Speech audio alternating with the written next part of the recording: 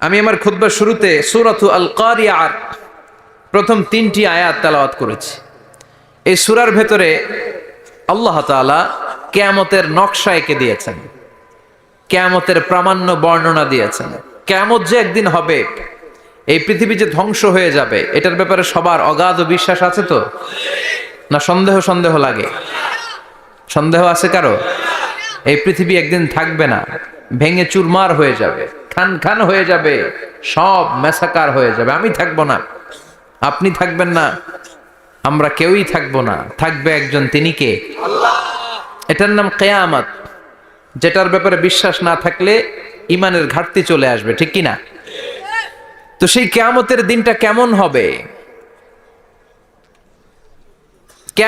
কিয়ামতের দৃশ্যটা কিরকম হবে, এর নকশা খুব সংক্ষিপ্ত পরিসরে মাত্র 11টা আয়াতে আল্লাহ তুলে ধরেছেন।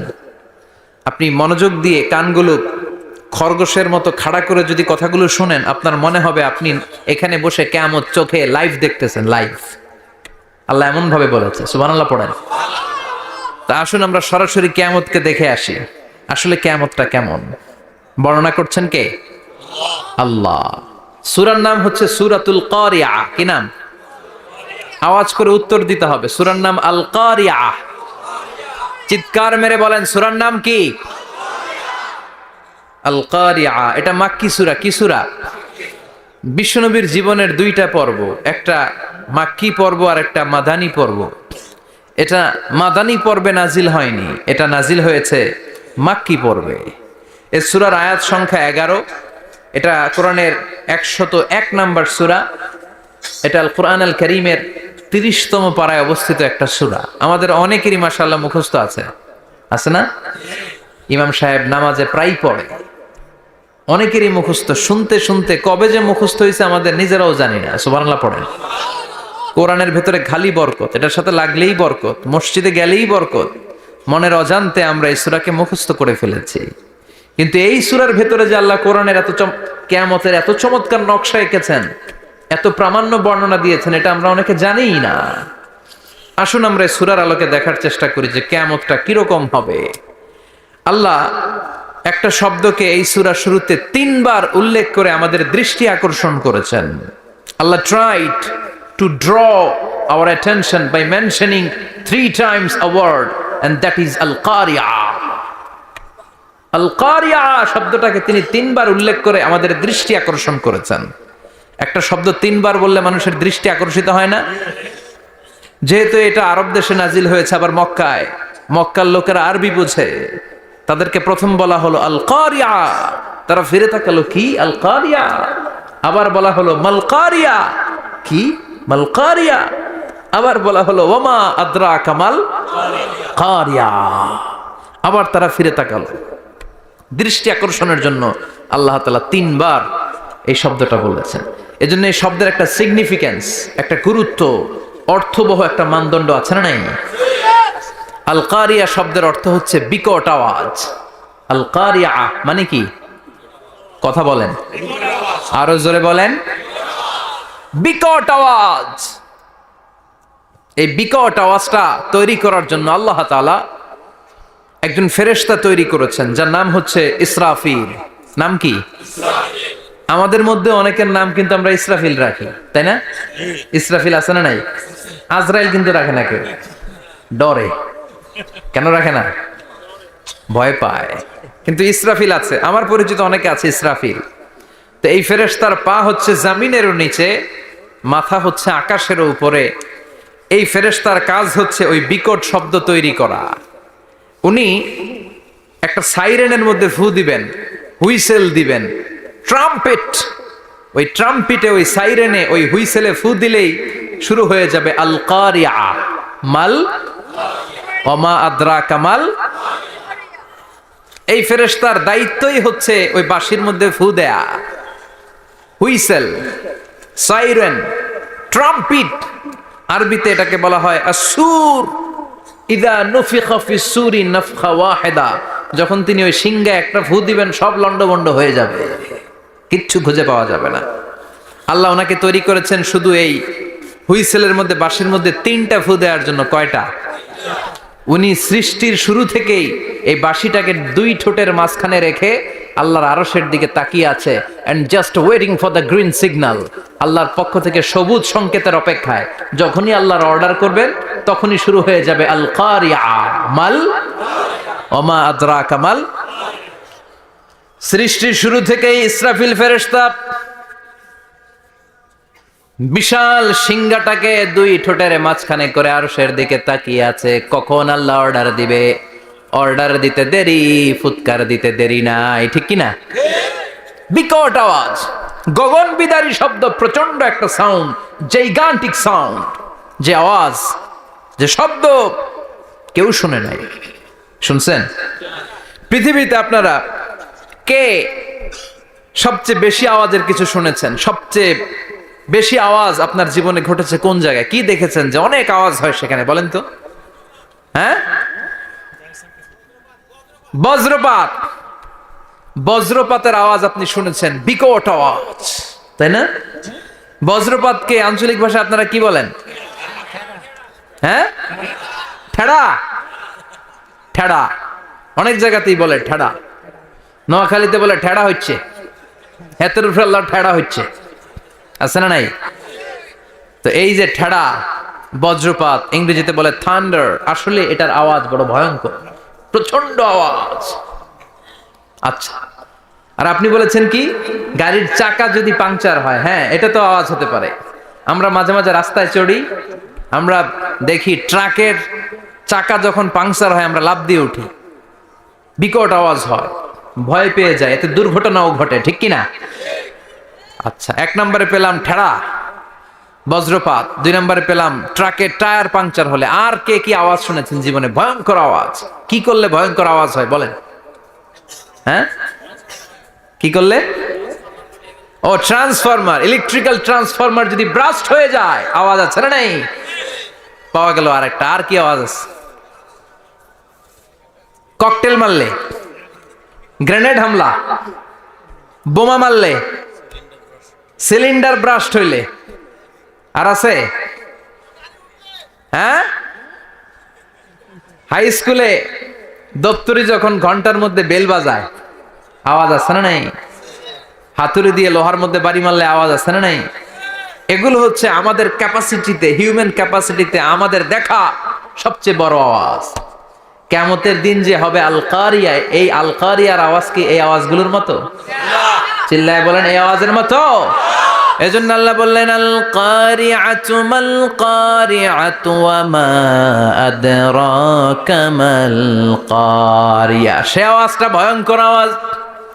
এটা বজ্রপাতের মতো না, এটা ট্রাকের টায়ার পাংচার হলে যে আওয়াজ হয় ওই আওয়াজের মতো না, গ্যাসের সিলিন্ডার ব্রাস্ট হয়ে গেলে যে আওয়াজ হয় ওই আওয়াজের মতো না, প্রাইমারি স্কুলে দপ্তরে যখন ছুটির ঘন্টা বাজায় ওই আওয়াজের মতো না। ওই আওয়াজটা এমন আওয়াজ, ওই আওয়াজ পৃথিবীর কেউ শোনে নাই। সেটার নাম হচ্ছে আল কারিআ মাল ওমা আদরাকা মাল। বিকট আওয়াজ, বিকট ভয়ঙ্কর ট্রাম্পিট। এই সাইরেনে ফু দেয়া হবে, প্রথম ফু দেওয়ার সাথে সাথেই লন্ডভন্ড হয়ে যাবে।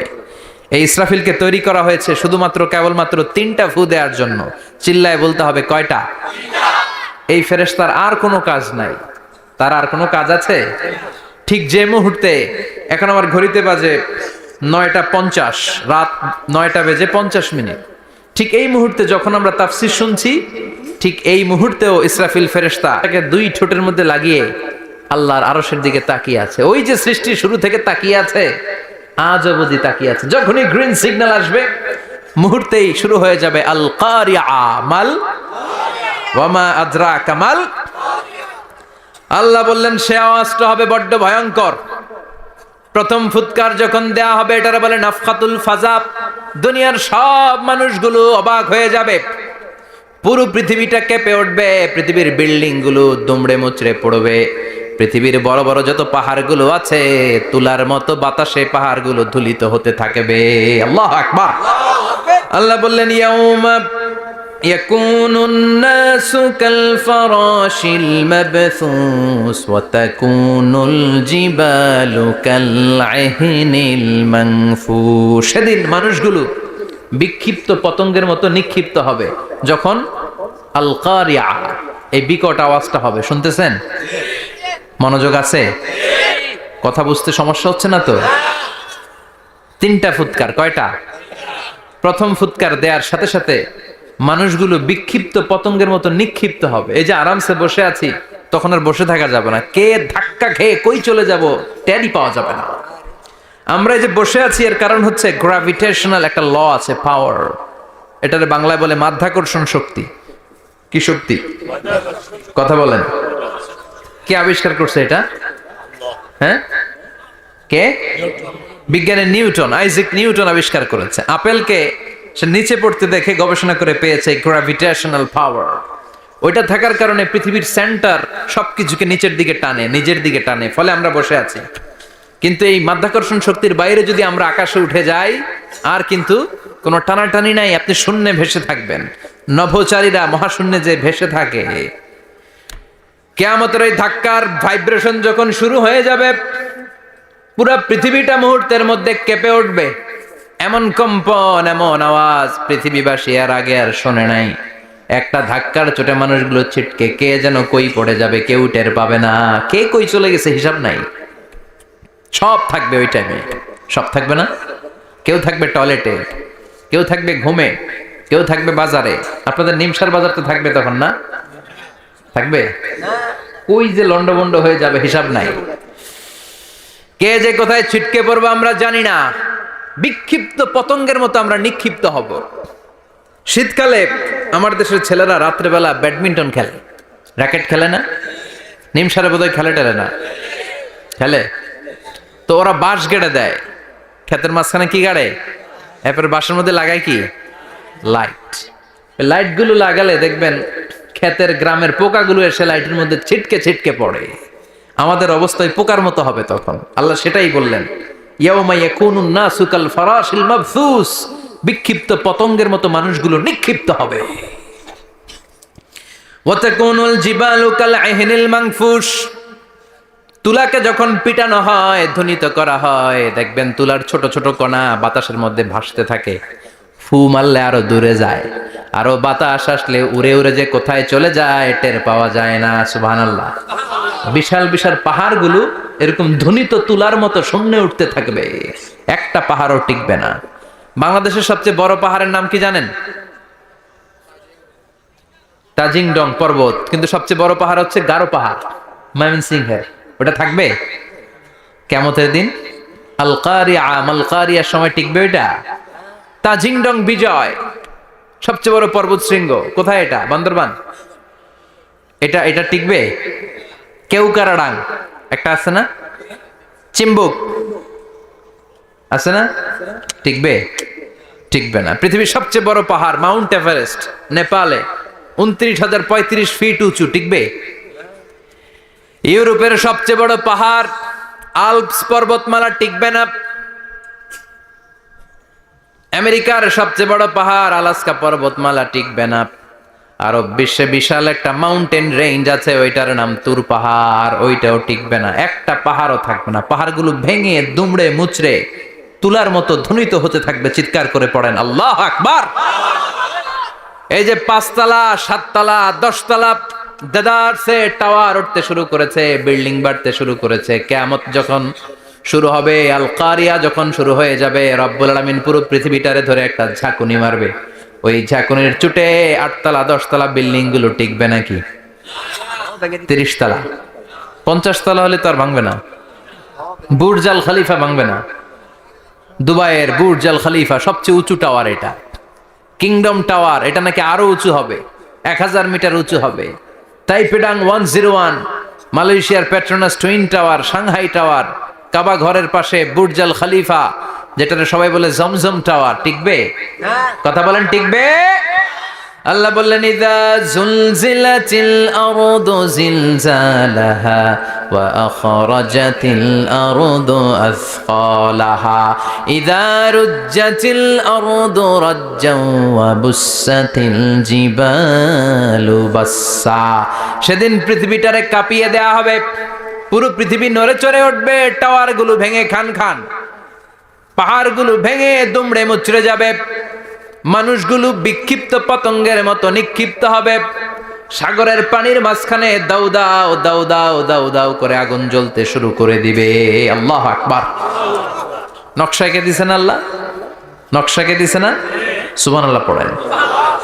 আবার আল্লাহ বললেন ফাইদা বারিকাল বাসারু ওয়া খাসাফাল কামারু ওয়া জুমিআশ শামসু ওয়াল কামারু ইয়াকুলুল ইনসানু আইনাল মাফার। সেদিন মানুষের চোখ হবে ছানা বড়া, চন্দ্র সূর্যে কোনো আলো থাকবে না, মানুষগুলো দিক বিদিক পাগলের মতো দৌড়াবে, সবার মুখে এক কথা, পালাবো কই? পালানোর জায়গা আছে নাকি শুধু বাংলাদেশের এই সাইডটাতেই কিয়ামত হবে, সৌদিতে আর হবে না? হ্যাঁ, আমেরিকায়? আমেরিকায় কেমনে হবে? ওদিক তো ডোনাল্ড ট্রাম্প থাকে। হ্যাঁ, আমেরিকাতেও হবে, জাপানে হবে, ইন্ডিয়াতে হবে, গোটা বিশ্বে একসাথে কাপাকাপি আর এই ধ্বংসলীলা শুরু হয়ে যাবে। চিৎকার করে বলেন ঠিক কি না? আল্লাহ বলেন ইয়াউমা নাতুইস সামা কাতাইয়িস সিজিল লিল কুতুব। আকাশ আর আকাশ থাকবে না। কাগজ যেমনি আমরা এরকম ফোল্ড করে ফেলি, ভাঁজ করে ফেলি, মন চাইলে কাগজকে যেমনি আমরা এরকম হাতের মধ্যে গুটিয়ে নেই, সেদিন আকাশটারে হাতের মধ্যে গুটিয়ে নিবে কে? মানুষগুলো পাগলের মতো দৌড়াবে। কেউ থাকবে টয়লেটে, কেউ হসপিটালে, কেউ মাজারে, কেউ বাজারে, যে যেখানে থাক, শুরু হয়ে যাবে কিয়ামতের এই ভয়াবহ দৃশ্য। দুধের বাচ্চাকে রেখে দিয়ে মা দৌড়ে পালাবে। দুধের বাচ্চা রেখে মা কোথাও যায়? কলিজার টুকরা এটা, দুধের বাচ্চা, এটারে ফেলে মা কোথাও যায় না। কিন্তু কিয়ামতের ওই ঝাঁকুনির দৃশ্য দেখে আল কারিয়া মাল ওমা আদরাকা মাল, এই দৃশ্য দেখে দুধের বাচ্চারে রেখে মা দিবে দৌড়। অনেক গর্ভবতী মহিলা থাকবে এই কিয়ামতের সময়ে, যাদের পেটের ভেতরে 2 মাসের বাচ্চা, 3 মাসের বাচ্চা, অপরিপক্ক অপরিণত, বাচ্চাটা এখনো বড় হয় নাই, কোনো বাচ্চার হাত পা এখনো হয় নাই। কিয়ামতের এই ভয়ঙ্কর দৃশ্যটা দেখে জায়গার মধ্যে 3 মাসের অপরিণত বাচ্চাটা ডেলিভারি হয়ে যাবে। আল কারিয়া মাল কারিয়া ওমা আদরাকা মাল। পৃথিবীর যখন এইরকম দৃশ্য, আল্লাহ তাআলা ইসরাফিলকে বলবেন, ইসরাফিল তোর তো 3টা ফুৎকার দেওয়ার দায়িত্ব ছিল, দিয়েছে কয়টা? চিল্লায় বলেন কয়টা? এবার আল্লাহ বলবেন এবার দ্বিতীয় ফুৎকার দে।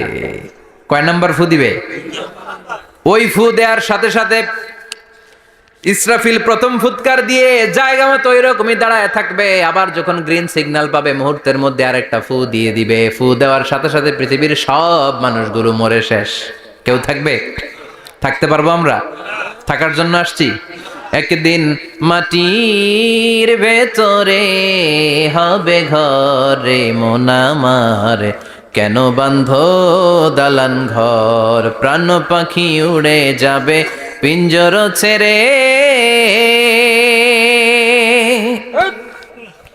ধরা ধামে সবই রবে তুমি যাবে চলে, বন্ধু বান্ধব যত মাতা পিতা দ্বারা সুত সবই হবে তোমার পরে মন আমার, কেন বাঁধো দালান ঘর, একদিন মাটির ভেতরে হবে ঘরে মন আমার, কেন বাঁধো দালান ঘর। ঠিক কিনা?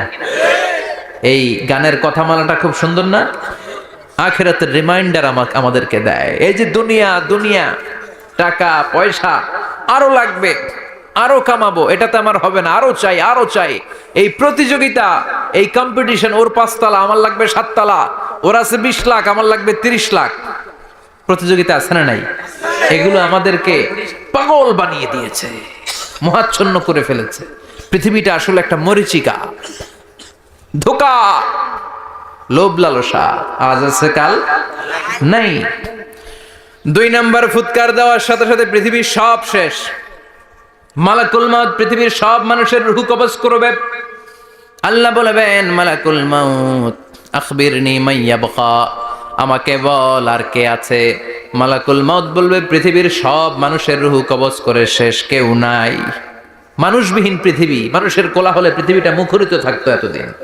গোটা পৃথিবীব্যাপী মানুষের কোলাহল, ওই যে সাইয়েদনা আদম থেকে শুরু হয়েছে, আর থামে নাই। মানুষ আর মানুষ, মানুষ আর মানুষ, মানুষ আর মানুষ, সব মানুষ শেষ। আল্লাহ আশরাফুল মাখলুকাত একটারেও রাখি নাই, সব শেষ। শুধু আছে জিন জাতি।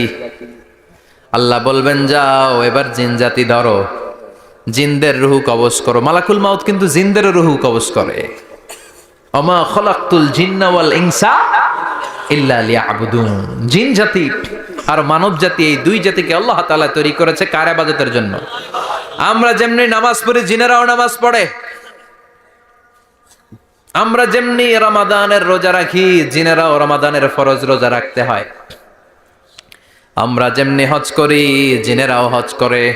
আমরা যেমনি আরাফার দিনে কাঁদতে কাঁদতে আল্লাহর কাছে দোয়া করি, আল্লাহ লাব্বাইক করে, জিনেরাও পড়ে। আমরা দেখি না, এদের দেখা যায়? দেখা যায় না। জিসমুন নারিয়ুন, আগুনের তৈরি ওদের দেহ। ইয়াতাশাক্কালু বিআশকালিন মুখতালিফা, বিভিন্ন কালার ধারণ করতে পারে, বিভিন্ন রং ধারণ করতে পারে। জিনের সংজ্ঞা হচ্ছে জিসমুন নারিয়ুন ইয়াতাশাক্কালু বিআশকালিন মুখতালিফা, আগুনের তৈরি এক সৃষ্টি।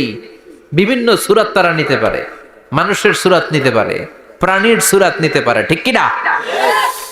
মালাকুল মাউত জিন জাতি হত্যা করতে শুরু করবেন, রূহ কবজ করবেন। করতে করতে সব শেষ। খারাপ জিনদের সর্দার হলো ইবলিস। সব জিনদেরকে মারতে যত কষ্ট দেয়া হয়েছে, সবচেয়ে বেশি কষ্ট দিয়ে ইবলিসের রূহ কবজ করে ফেলা হবে। ইবলিস আর নাই, মানুষও নাই, জিনও নাই, পশু পাখি কিচ্ছু নাই। আল্লাহ বলবেন ইয়া মালাকাল মাউত আখবিরনি মাইয়াবকা, অনেক দায়িত্ব পালন করেছিস তুই। মানুষ মারলি, জিন মারলি, মৎস্যকুল মারলি, পাখি মারলি, সব মারলি, এবার আর কে বেঁচে আছে বল। মালাকুল মাউত বলবে আল্লাহ আর কেউ নাই, খালি ফেরেশতারা আছে। কারা আছে? মালাইকা। আল্লাহ বলবে যা এবার ফেরেশতাদের গোষ্ঠী শেষ কর। মালাকুল মাউত একটার পর একটা ফেরেশতার রূহ কবজ করবে, একটার পর একটা, একটার পর একটা, করতে করতে সব ফেরেশতা। ফেরেশতাদের সংজ্ঞা হচ্ছে জিসমুন নূরিয়ুন ইয়াতাশাক্কালু বিআশকালিন মুখতালিফা, আলোর তৈরি, নূরের তৈরি একটা দেহ, চাইলে বিভিন্ন সূরত ধারণ করতে পারে। জিন আর ফেরেশতার পার্থক্য বুঝেছেন? জিন কিসের তৈরি? আগুন, জিসমুন নারিয়ুন। আর ফেরেশতা হচ্ছে জিসমুন নূরিয়ুন, নূর দিয়ে তৈরি। একের পর এক ফেরেশতা সবার করা হবে। এবার আল্লাহ বলবেন ইয়া মালাকাল মাউত আখবিরনি মাইয়াবকা, আর কে কে বেঁচে আছে বল। মালাকুল মাউত বলবে মাবুদ কেউ নাই, মানুষ নাই, জিন নাই, ফেরেশতাও নাই, শুধু আমার তিনজন কলিগ বাকি। কয়জন? জোরে বলেন কয়জন? জিব্রাইল বাকি, ইসরাফিল বাকি, মিকাইল আর আমি আজরাইল। আল্লাহ বলবে মিকাইলের রূহ কবজ করে নিয়ে আয়। যে মিকাইল আমার আদেশে পৃথিবীতে বৃষ্টি ঝরাতো, আমার আদেশে ক্ষেত খামারে ফসলের ব্যবস্থা করে দিত, আমার আদেশে মানুষের রিজিকের হিসাব রাখতো, এই মিকাইলের রূহ কবজ করে নিয়ে আয়। এক নাম্বার কলিগ শেষ। কলিগ বুঝেন তো? সহকর্মী। কলিগ মানে কি? সহকর্মী। এক নাম্বার কলিগ নাই। আল্লাহ বলবে যা এবার ইসরাফিলের রূহ কবজ কর।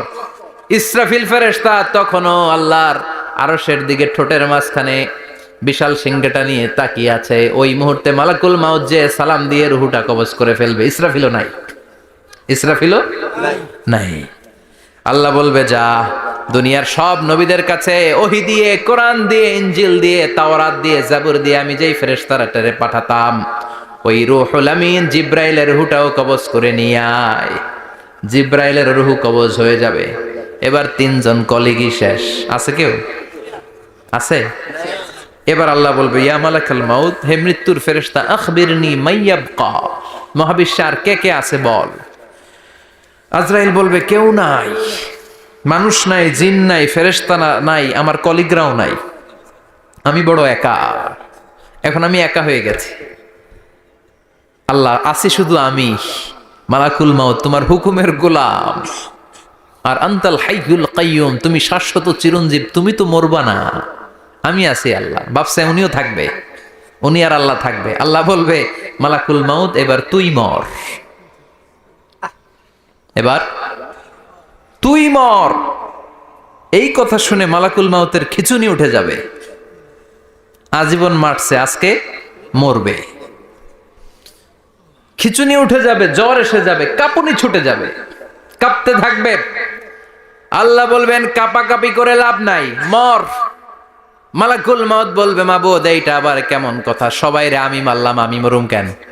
আমি না মারছি, আমি না মেরেছি, আমি মরবো কেন? আল্লাহ বলবেন কথা নাই, মর। ও আল্লাহ আমি কেন মরবো? আমি না দুনিয়ার সবাই রে মারলাম। আল্লাহ বলবেন কুল্লু নাফসিন যায়িকাতুল মাউত, পৃথিবীর প্রতিটা আত্মারে মৃত্যুর স্বাদ নিতে হবে রে মালাকুল মাউত, তুইও মরবি, মর। কাঁপতে কাঁপতে আল্লাহ বলবে জান্নাত আর জাহান্নামের মাঝ বরাবর যে দাঁড়া। মালাকুল মাউত দাঁড়াবে, এই দৃশ্য দেখার মতো তখন কেউ থাকবে না, থাকবে কেউ নাই। মালাকুল মাউত কাঁপতে কাঁপতে আল্লাহ বলবেন কেঁপে লাভ নাই, কেঁদে লাভ নাই, মরতে তোকে হবে। Everyone has to take the test of death, সবাইকে মৃত্যুর স্বাদ আস্বাদন করতে হবে, মর, মরে যা। মুত ইয়া মালাকাল মাউত। আল্লাহ বলবেন ও মৃত্যুর ফেরেশতা মর। মুত ইয়া মালাকাল মাউত বলার সাথে সাথে যে ফেরেশতার হাতে আমাদের সবার রূহ চলে গিয়েছিল, ওই ফেরেশতা চিৎকার মেরে জান্নাত এবং জাহান্নামের মাঝখানে বেহুশ হয়ে পড়ে যাবে, শেষ। মালাকুল মাউতের কিচ্ছা খতম, উনিও নাই। এবার ডানে বায়ে সামনে পেছনে উপরে নিচে কেউ আছে? একজন ছাড়া, তিনি কে? কুল্লু মান আলাইহা ফানি ওয়া ইয়াবকা ওয়াজহু রাব্বিকা যুল জালালি ওয়াল ইকরাম ফাবিআইয়ি আলাই রাব্বিকুমা তুকাযযিবান। এই জমিনে যারা আছে সব শেষ হয়ে যাবে, একজন ছাড়া, তিনি কে? আল্লাহ তখন হুঙ্কার দিয়ে একা একাই বলবেন, একা একাই বলবেন ইয়া আরদু আইনা আশজারুকা, ও পৃথিবী তোর বড় বড় গাছগুলো কোথায়? আপনাদের নিমসারে বট গাছ আছে? কোথায় আছে বট গাছ? অনেক জায়গায় থাকে না বট গাছ বিশাল, ওইটারে কেন্দ্র করে শিরকের আখড়া জমে ওঠে, ওইখানে মোমবাতি লাগায়, লাল সালু দেয়, নাচানাচি করে, এরকম বট গাছের আখড়া আছে নাই? আল্লাহ বলবে ইয়া আরদু, হে পৃথিবী, আইনা আশজারুকা, তোর বড় বড় গাছগুলো আজকে কোথায়? ইয়া আরদু আইনা আনহারুকা, হে পৃথিবী তোর বড় বড় নদীগুলো কই? পদ্মা নদী কই? মেঘনা নদী কই? ব্রহ্মপুত্র কই? গঙ্গা নদী কই? মিসিসিপি, মিসৌরি কই? নীল নদ কোথায়? আমাজন কোথায়? ৬,৬৯৫ কিলোমিটার লম্বা, উগান্ডার ভিক্টোরিয়ার কাম্পালা থেকে এর অববাহিকা শুরু। পৃথিবীর সবচেয়ে বড় যে নদীটা নীল নদ, মিশরে এই নদটা ছিল, আমি দেখেছি, ঘুরেছি এর উপর দিয়ে অনেক।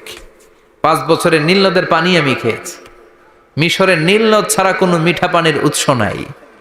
এজন্য প্রাচীন ঐতিহাসিক, ওনার নাম হিরোডোটাস, উনি বলেছিলেন Egypt is the gift of Nile, মিশর হচ্ছে নীল নদের দান। নীল নদ না থাকলে মিশরে কেউ থাকতো না। আল্লাহু আকবার পড়েন। দুইটা নদী সিদরাতুল মুনতাহা থেকে জান্নাতের কানেকশন নিয়ে পৃথিবীতে এসেছে। একটা হচ্ছে ইরাকের দজলা ফোরাত, ফোরাত নদী, আর একটা হচ্ছে মিশরের নীল নদী। সুবহানাল্লাহ পড়বেন না? 5 বছর আমি এই নীল নদের পানি খেয়েছি যখন মিশরে ছিলাম। সরাসরি না, মিশরীয় সরকার পাইপলাইন দিয়ে এই পানিকে রিফাইনিং করে জনগণের জন্য পৌঁছে দেয়। এই নীল নদের নিচ দিয়ে মিশরের মেট্রো লাইন আছে, মানে ট্রেন, এটাকে বলে পাতাল ট্রেন। কি বলে? পাতাল ট্রেন। আপনাদের প্রধানমন্ত্রী নাকি একটা করবে শুনলাম, উনি ঘোষণা দিয়েছে। তো এটার নিচ দিয়ে, নীল নদের নিচ দিয়ে আমরা ট্রেন দিয়ে এই মাথা থেকে ওই মাথায় যেতাম, আবার ব্রিজ দিয়ে এপাশ থেকে ওপাশে যেতাম। 10টা দেশ ঘুরে এই নীল নদ, একটা সাগর আছে মেডিটেরেনিয়ান সি, মানে ভূমধ্য সাগর, ওইটার সাথে মিলিত হয়েছে। আল্লাহ সেদিন বলবেন আইনা নাইল, নীল নদ আজকে কোথায়? আইনাল আনহার, নদীগুলো কোথায়? আইনাল কুসুর, প্রাসাদগুলো কই? রাজপ্রাসাদ, টাওয়ার কোথায়?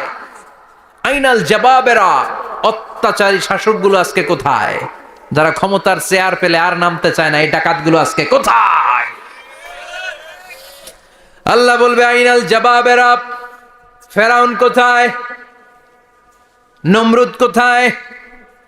আবু জাহেলের গোষ্ঠী কোথায়? ফেরাউনের চাচাতো ভাইরা কোথায়? নমরুদের চাচাতো ভাইরা কোথায়? কোথায়? যারা ক্ষমতার দাপট দেখিয়েছে, কোনো আওয়াজ আছে? কথা বলেন। আল্লাহ বলবেন লিমানিল মুলকুল ইয়াউমা লিল্লাহিল ওয়াহিদিল কাহ্হার। লিমানিল মুলকুল ইয়াউম, আজকে ক্ষমতা কার? একটা চিৎকার দিয়ে উত্তর দেন, সেদিন ক্ষমতা কার?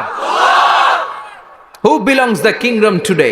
আল্লাহ বলবেন আজকে ক্ষমতা কার? ক্ষমতা শুধু একজনের, চিল্লায় বলেন তিনি কে? আল কারিআ মাল ওয়া মা আদরাকা মাল। ইসরাফিলের সিংহায় ফু দেওয়ার ডিউটি হচ্ছে 3 বার দিতে হবে। কয়বার দিছে? কয়বার মনে আছে? খেয়ে ফেলাইছেন মনে হয়। দিতে হবে মোট কয়টা? দিয়েছে কয়টা? বাকি আছে, ওটা দেয়া লাগবে না? আল্লাহ ইসরাফিলকে রুহু দিয়ে আবার দাঁড় করায় দিবেন। সুবহানাল্লাহ পড়েন। সবার আগে ইসরাফিলকে রুহু দিয়ে দাঁড় করিয়ে দিলে উনি ওনার ডিউটি পালনের জন্য আবার সিংহার মাঝখানে ঠোঁট লাগিয়ে তাকিয়ে থাকবে আরশের দিকে। আল্লাহ বলবে ইসরাফিল এবার 3 নাম্বার ফু দিয়া ডিউটি শেষ কর। সুবহানাল্লাহ বাড়িতে গিয়া আল্লাহ বলবেন 3 নাম্বার ফুৎকার দে।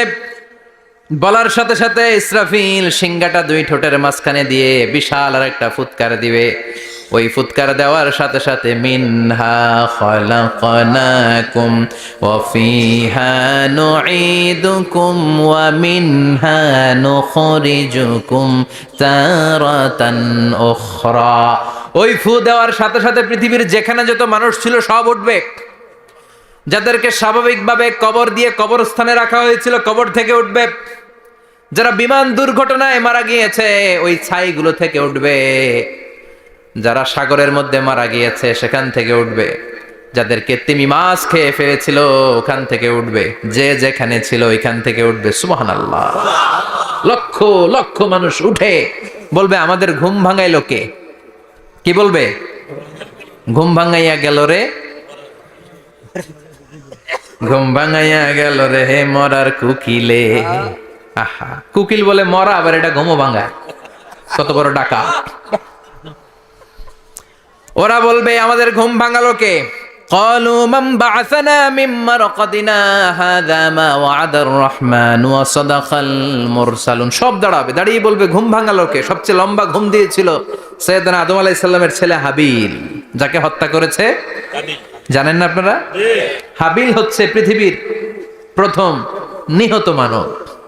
প্রথম নিহত মানব। তার কবরের জিন্দেগিটা অনেক লম্বা। ওই কত হাজার, শত হাজার, লক্ষ বছর আগে যে উনি কবরে শুয়ে আছেন, আজও শুয়েই আছেন। কিয়ামতের ওই 3 নাম্বার ফুৎকার দেওয়ার সাথে সাথে উনি উঠবে। উঠে বলবে মান বা'আসানা মিন মারকাদিনা হাযা। কে ভাঙালো আমার ঘুম? কে ভাঙাইছে? আল্লাহ। মরার কুকিলে কে ভাঙাইছে? আল্লাহ। আল্লাহ ঘুম ভাঙিয়েছে। ফেরেশতারা বলবে হাযা মা ওয়া'আদার রহমান। আজকে হলো ওই দিন যেদিনের প্রতিশ্রুতি রহমান দিয়েছিল, আল্লাহ দিয়েছিল। এই দিনের প্রতিশ্রুতি আর নবীরা এই দিনের কথা বর্ণনা করেছে। আজকে হবে আসল দিন, ফাইনাল খেলার দিন। কোন খেলা? ওই দিন হবে ফাইনাল খেলা। কি খেলা? ফেরেশতারা বলবে দুনিয়ার বুকে যেই বিচারগুলো পাও নাই আজকে এই বিচারগুলো করে ছাড়বে কে? যেই ধর্ষণের বিচার বাংলার জমিনে হয় নাই, ওই ধর্ষণের বিচার ওই দিন আছে না নাই? অনেককে গুম করা হয়েছে, ক্রস ফায়ার করা হয়েছে, এগুলোর বিচার আছে না নাই? কত মানুষ নলার ভেতর থেকে, ডোবার ভেতর থেকে ফুল এরকম মোটা হয়ে গেছে। হাত 2টা বাঁধা আমি দেখলাম। হাত বাঁধা, চোখ বাঁধা, মুখ বাঁধা, দেহটা ফুলে 3 জনের সমান। কে মেরেছে কেউ জানে না। এগুলোর বিচার আছে না নাই? ওই দিনটা হলো ফাইনাল খেলার দিন। কি খেলা? The final game will be held that day, the day of resurrection, the day of Qiyamah, the day of Al-Qariya mal ama adraka mal। সব দাঁড়িয়ে যাবে। বিষ্ণু বললেন হুফাতান উরাতান মুশাতান গুরলা। সবাই দাঁড়াবে, কারো গায়ে জামা নাই, কারো পায়ে জুতা নাই, কারো পেটে খানা নাই, খালি আছে মুখে চিৎকার। মুখে কি? ওই দিনটায় যে আপনি উপস্থিত হবেন, বিশ্বাস করতেছেন? একটু ফিল করেন যে আপনি, you the individual have to go that day. আপনাকে যেতে হবে ওই দিন। আমাকে যেতে হবে, আমিও থাকবো, আপনিও থাকবেন। পৃথিবীর সব মানুষগুলো থাকবো উলঙ্গ, নাকেড, গায়ে জামা নাই, পেটে খানা নাই, তৃষ্ণার্ত, ক্লান্ত, শ্রান্ত, ঘর্মাক্ত, পেরেশান। সূর্যটা মাথার কাছে চলে আসবে সেদিন। ফিল করতেছেন তো? চিন্তা করতেছেন যে ওই দিনটার সম্মুখীন আমরা হতে যাচ্ছি। ইমানদার বলে যদি দাবি করেন, ওই দিনটার ভয় অন্তরে থাকার দরকার আছে না নাই? সূর্যটা মাথার কাছে চলে আসবে, কই যাব আমরা? যাব কই? কে বাঁচাবে আমাদের? কই যাব এত মানুষ আমরা সেদিন? সূর্যটা মাথার কাছে চলে আসবে ভাই সেদিন। সূর্যের প্রচন্ড তাপে মাথার মগজগুলো ভাতের মাড়ের মতো গলে গলে নাকের ছিদ্র আর কানের ছিদ্র দিয়ে বেয়ে বেয়ে পড়বে। জিহ্বাটা তৃষ্ণায় বেরোতে বেরোতে নাভি পর্যন্ত এসে ঝুলে থাকবে কুকুরের মতো। ক্লান্ত, শ্রান্ত, ঘর্মাক্ত, পেরেশান, বাঁচানোর কেউ নাই। মা আয়েশা জিজ্ঞেস করলেন, ইয়া রাসূলুল্লাহ, ডোন্ট দে ফিল এনি শাই?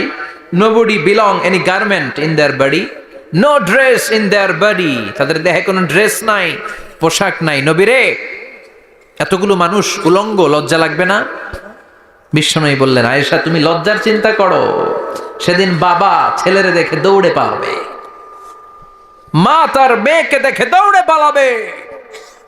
সেদিন পীর সাহেব মুরিদের পরিচয় দিবে না, মুরিদ পীর সাহেবরে চিনবে না, নেতা কর্মীরে চিনবে না, কর্মী নেতারে চিনবে না, বাবা তার কলিজার টুকরা ছেলেরে চিনবে না। একটু মিলায় নেন নিজের সাথে। যাদের ছোট্ট ছেলে মেয়ে আছে, চিন্তা করেন যে আমার মেয়েটারে দেখে আমি চিনবো না, ধাক্কা মেরে আমি আরেক দিকে চলে যাব।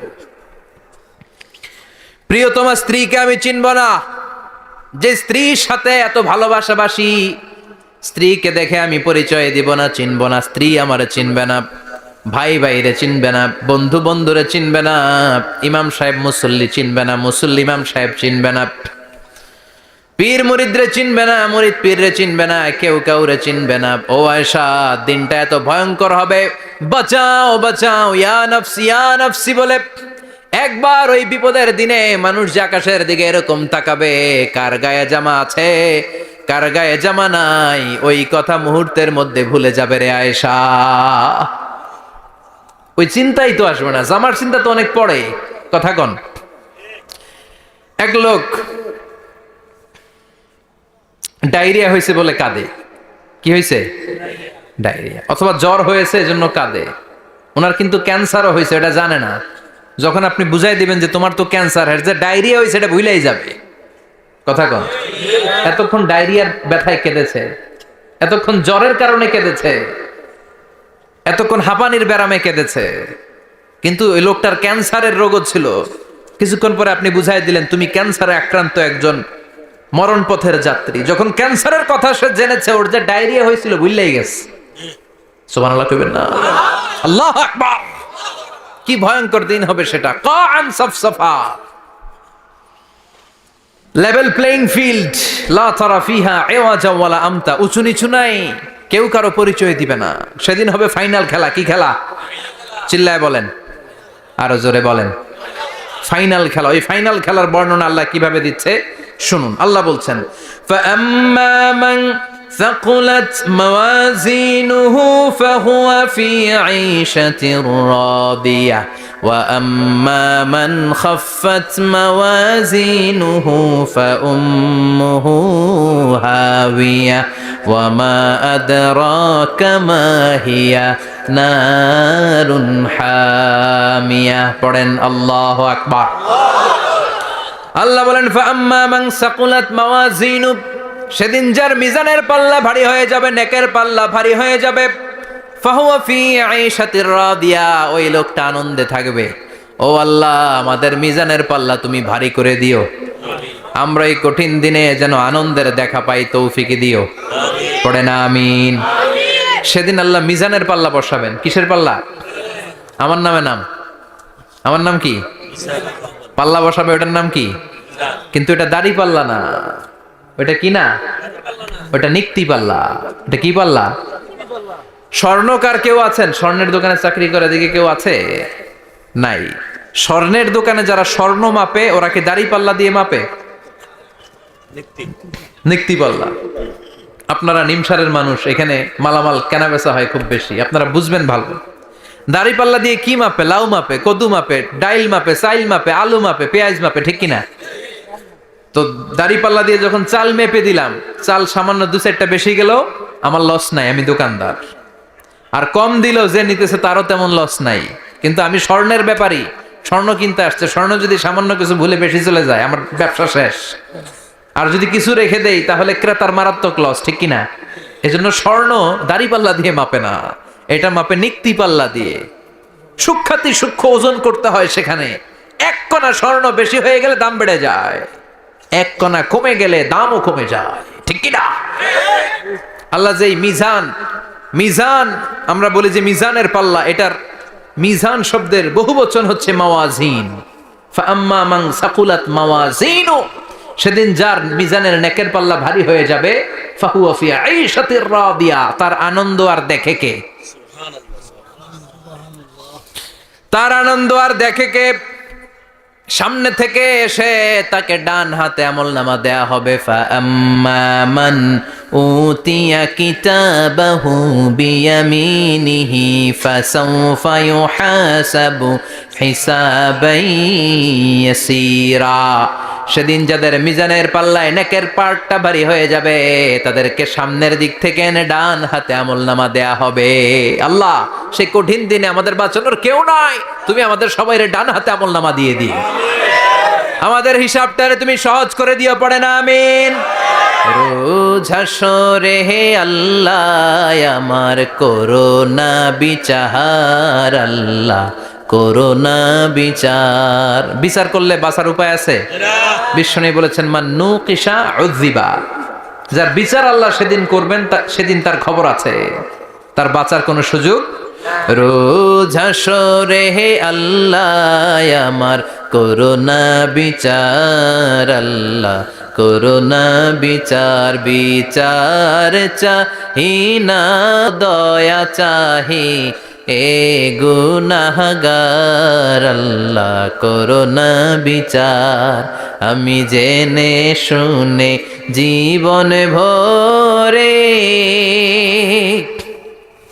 পাপ করেছি পরে পরে, এখন আশা নাই যে যাব তোরে বিচারে তোমার, আল্লাহ করোনা বিচার। পড়েন পড়েন, রোজ হাসরে হে আল্লাহ আমার করোনা বিচার, আল্লাহ করোনা বিচার। পড়েন আমিন। فأما من ثقلت موازينه فهو في عيشة راضية, যার মিজানের পাল্লা ভারী হয়ে যাবে, তার আনন্দ আর দেখে কে? তার আনন্দ আর দেখে কে? وأما من خفت موازينه فأمه هاوية, আর যার মিজানের পাল্লা হালকা হয়ে যাবে, নেকের পাল্লা হালকা হয়ে যাবে, বদের পাল্লা ভারী হয়ে যাবে, তার সেদিন বাঁচানোর কেউ নাই, আছে? চিল্লায় বলেন।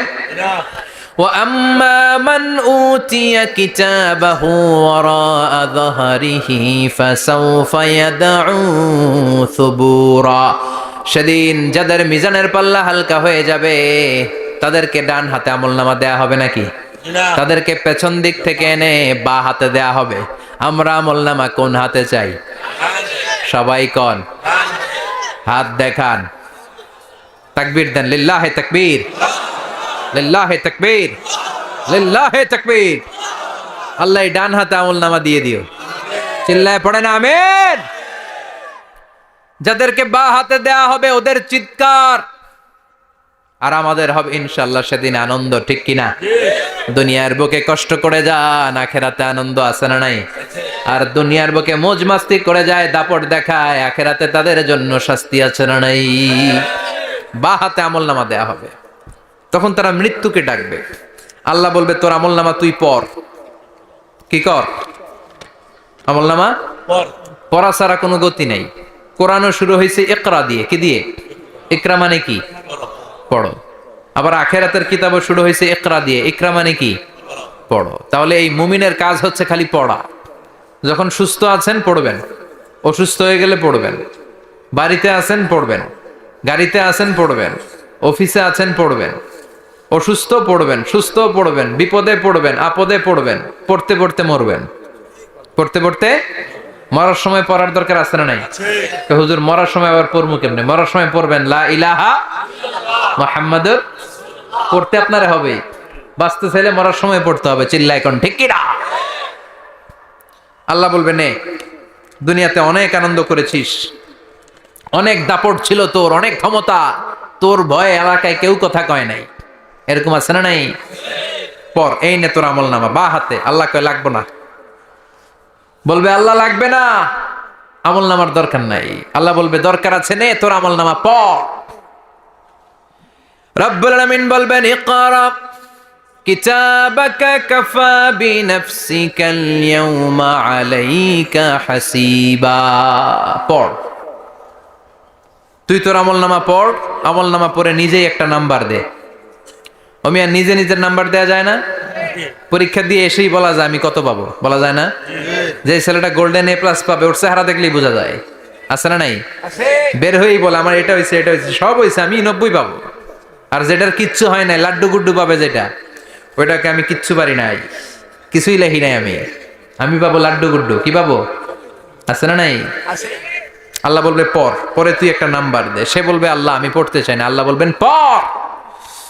আল্লাহর আদেশ পেয়ে ভয়ের চোটে পড়বে, পরে দেখে হায় হায় আকাম কুকাম যা করছি দেহি সব লেখা,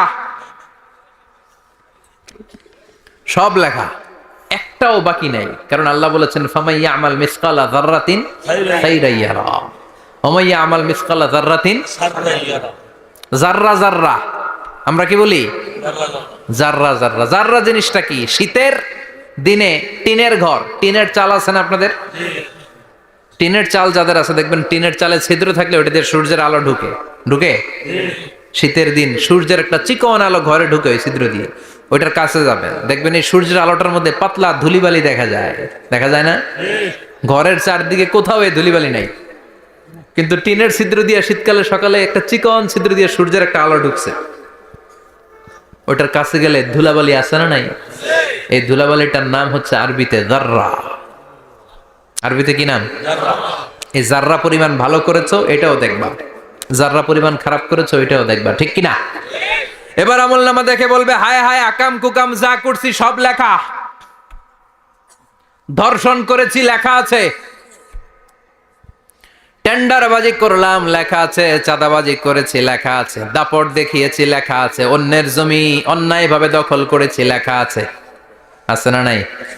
মানুষ মারছি লেখা আছে, গুম করছি লেখা আছে, অন্যায় ক্রস ফায়ার লেখা আছে, সব লেখা আছে না নাই? মালি হাযাল কিতাব লা ইউগাদিরু সাগীরাতান ওয়ালা কাবীরাতান ইল্লা আহসাহা। এটা আবার কেমন আমলনামা? ছোট ভালো বড় ছোট যা যে কোনো ধরনের আমল দুনিয়ার বুকে আমি করেছি সব আমলনামায় তুলে দিয়েছে কে? আপনি সামান্য একটা ভালো কাজ করেছেন, রাস্তায় দাঁড়িয়েছিলেন, একজন জিজ্ঞেস করেছে ভাই এখান থেকে 14 গ্রাম কিভাবে যাব, আপনি দেখাই দিচ্ছেন এই দিক থেকে গাড়িতে উঠলে এটা নিয়ে যাবে 14 গ্রাম, এটা মনে থাকবে না আমলনামায়? এত ছোট্ট কাজও থাকবে? জাররা জাররা জাররা তুলে দিবে। সুবহানাল্লাহ পড়েন। অন্যায়ভাবে কাউরে গালি দিয়েছেন, মনে কষ্ট দিয়েছেন, ব্যথা দিয়েছেন, পরের বাড়ি রাম চুরি করে খাইছেন, এটা নাই? আছে। জাররা জাররা। সে বলবে মালি হাযাল কিতাব, এটা কেমন কিতাব? সব তুলে দিছে। এবার সে ফোন দিয়ে আটবে যে দুনিয়াতে তো চাপাবাজি অনেক করছে, আজকে একটা চাপা মেরা দেখি। বলবে আল্লাহ একটা কথা আছে। কি কথা? এই আমলনামা তো আমার না। কি বলবে? কত বড় ভালো মানুষ দেখছেন? কি বলবে? এটা আমার না। এর কারণ পৃথিবীতে অনেক মিথ্যা কথা কইছে। কি কইছে? পৃথিবীতে অনেক মিথ্যা সাক্ষী দিয়েছে, খুনের আসামি মিথ্যা সাক্ষী দিয়ে বেকসুর খালাস। আবার ফেরেশতার মতো পবিত্র একটা মানুষ মিথ্যা সাক্ষী দিয়ে ফাঁসির আসামি, এরকম আছে না নাই? তো ভাববে আজকে একটা মিথ্যা কথা কয়ে দেখি না, লেট মি ট্রাই, একটু ট্রাই করি। বলবে আল্লাহ এটা আমি করি নাই, আমি ভালো মানুষ। আমি কি? আমি হাজী সাহেব। আল্লাহ এটা আমি করি নাই, ভুল করে তোমার ফেরেশতা আরেকজনের আমলনামা আমারে দিয়া দিছে। নাউজুবিল্লাহ পড়বেন না? ফেরেশতারা ভুল করে? ফেরেশতারা ভুল করতে পারে? আল্লাহ বলবে এটা তোর আমলনামা। ও বলবে না আমার না, আল্লাহ বলবে তোর, ও বলবে আমার না। আল্লাহ বলবে আমি যদি প্রমাণ করিয়ে দিতে পারি এটা তোরই আমল নামা, কি হবে? সে বলবে আমি মেনে নিব। আল্লাহ বলবেন কেরামান কাতিবিন নামে আমার দুজন ফেরেশতা আছে, ওই ফেরেশতার কাছে তোর আমল নামার একটা কপি আমার রাখা আছে।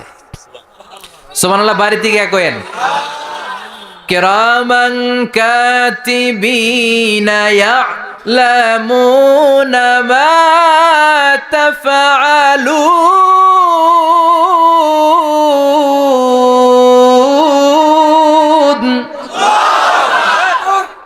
কেরামান কাতিবিন দুজন ফেরেশতার কাছে তোর আমল নামার একটা কপি আমি জমা রেখে দিয়েছি। ওই কপিটা রব্বুল আলামিন ব্যাকআপ ফাইল থেকে নিয়ে আসবে। পড়েন সুবহানাল্লাহ। এবার বলবে যে তোর আমল নামার আরেকটা কপি আমার পড়ার দরকার নাই, কেরামান কাতিবিনের ফাইল তোর ফাইল দুইটা মিলা। এবার ধরা আছে না নাই? কথা কন। আল্লাহ ছাড় দেয় কিন্তু ছেড়ে দেয় না। আল্লাহ ছাড় দেয়, কি দেয়? ফেরাউনরে কি দিছিল? ছেড়ে দিছে। নমরুদরে কি দিছিল? ছেড়ে দিছে। আবু জাহিল্লারে কি দিছিল? ছেড়ে দিছিল। এখনো দেখা যাচ্ছে আল্লাহ অনেক ছাড় দেয়, অনেককে অনেক ছাড় দেয়, সুযোগ দেয়, কিন্তু তিনি ছেড়ে দিবে না। চিৎকার করে বলেন ঠিক কি না? পড় এই তোর আমল নামা, এই কেরামান কাতিবিনের ব্যাকআপ ফাইল মিলিয়ে মিলিয়ে দেখবে প্রতিটা বাক্য নয়, শব্দ নয়, অক্ষরে অক্ষরে মিলে যা। পালাবার কোনো সুযোগ আছে? চিল্লায় বলেন আছে। এরপরে বলবে আল্লাহ আমি করি নাই। কি বলবে? কারণ মিশা কথা কয়ে যদি পার পাওয়া যায় লস কি তাতে? বলবে আল্লাহ আমি করি নাই। আল্লাহ বলবে আমার কাছে আরো প্রমাণ আছে, তোর মাথাটা উপরের দিকে কর, এরকম কর। আল্লাহ বলবে তোর এইখানে একটা ছোট্ট লকেট, সিম কার্ড, ডিজিটাল লকেট আমি প্রত্যেকের গলায় দিয়ে দিয়েছি। তুই দুনিয়াতে যা বলেছিস, যা করেছিস, সবকিছু এই ডিজিটাল লকেট আমি তুলে দিয়েছি।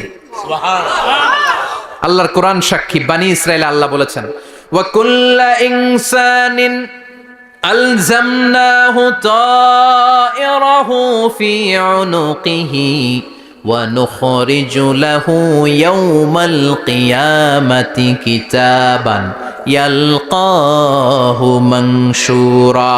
প্রতিটা মানুষের এই যে গন্ড দেশে সূরা বানি ইসরাইল খুলে দেখেন, এইখানে রব্বুল আলামিন একটা লকেট দিয়েছেন। যা বলি যা করি ওই লকেটের মধ্যে সিম কার্ডের মতো তুলে রেখেছে কে? ওইখান থেকে আল্লাহ প্রিন্ট আউট করে আরেকটা আমলনামা বের করবেন। এবার বলবে তিনটা মিলা। এবার বাইরে গেছে আরেকটা। এতক্ষণ ছিল কয়টা? দুইটা। এখন হয়েছে কয়টা? তিনটা। মিলা মিলা মিলাইতে থাকবে। কি আর মিলাবে? আকাম কুকাম সব লেখা। আহা, কই যায়, কিভাবে পার পাই? বলবে আল্লাহ সবই ঠিক আছে কিন্তু আমি করি নাই। বিচার মানি? কথা কয় না। বিচার মানি? তাল গাছ আছে শিকারপুরে? আছে আছে। বিচার মানি তাল গাছ আমার। আল্লাহ আমি করি নাই। আল্লাহ বলবে আমি আরো প্রমাণ আছে আমার কাছে। তোর প্রতিটা আমল নামার প্রথম পৃষ্ঠায় দেখ তোর আঙ্গুলের ফিঙ্গারপ্রিন্ট আছে। সুবহানাল্লাহ কোন? ফিঙ্গারপ্রিন্ট বুঝেন? আঙ্গুলের ছাপ। সুবহানাল্লাহ, কি অথেন্টিকেশন আল্লাহর কাছে। Cross check, double check, recheck, যতভাবে চেক করা হবে প্রতিটা চেকেই আমলনামা মিলে যাবে। চিৎকার করে পড়েন আল্লাহু আকবার। আয়াহসাবুল ইনসানু আল্লান নাজমা'a 'ইযামা বালা কাদিরিনা আলা আন নুসাউইয়া বানানা। মনে করেন না আঙ্গুল এমনি এমনি দিছে। এই আঙ্গুলের অনেক কাজ। এই আঙ্গুল দিয়ে মানুষ ক্যারাম খেলে, আরেকজনের গুতা মারে। এই আঙ্গুলের কাজ ক্রিকেটেও আছে না নাই? এটা করলে বোঝায় যে আই লাইক ইউ। এটা কি? এটা কি? এটা হচ্ছে ডিসলাইক।